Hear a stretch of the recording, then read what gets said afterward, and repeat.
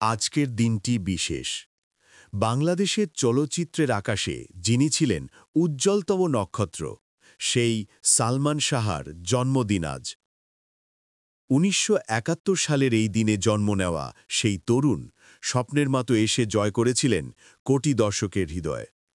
তিনি শুধু একজন অভিনেতা নন, তিনি ছিলেন এক প্রজন্মের স্টাইল আইকন, ভালোবাসার নাম, এক অদম্য আবেগ।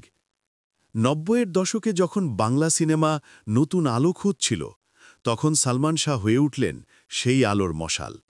তার প্রতিটি ছবিতে ছিল নতুনত্ব, তার হাসিতে ছিল জাদু, তার উপস্থিতিতে ছিল রূপালী পর্দার ঝলকানি। কেয়ামত থেকে কেয়ামত দিয়ে শুরু করে একের পর এক সিনেমায় তিনি প্রমাণ করে গেছেন, তারকা খ্যাতি জন্মায় না, অর্জন করতে হয় প্রতিভা ও ভালোবাসায়। স্বল্প সময়ে মাত্র ২৭টি চলচ্চিত্র, কিন্তু প্রতিটি চলচ্চিত্রেই তিনি হয়ে উঠেছিলেন দর্শকের প্রিয় নায়ক। অভিনয়ের বাইরেও তিনি ছিলেন ফ্যাশনের ট্রেন্ড সেটার, ছিলেন তরুণদের অনুপ্রেরণা। কিন্তু হায়, জীবন থেমে গেল অনেক তাড়াতাড়ি।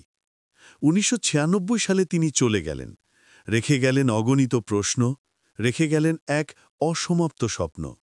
তবু তিনি আজও আছেন গানের সুরে, সংলাপের ভেতর আর লক্ষ দর্শকের হৃদয়ে। আজ তার জন্মদিনে আমরা স্মরণ করি সেই অনন্য প্রতিভাকে। বাংলা সিনেমার আকাশে তিনি আজও এক অমর নক্ষত্র, যাকে সময় মুছে ফেলতে পারেনি। তিনি সালমান শাহ, বাংলা সিনেমার অমর নক্ষত্র। নয়নতারা বাংলার পক্ষ থেকে চিরকালীন ভালোবাসা।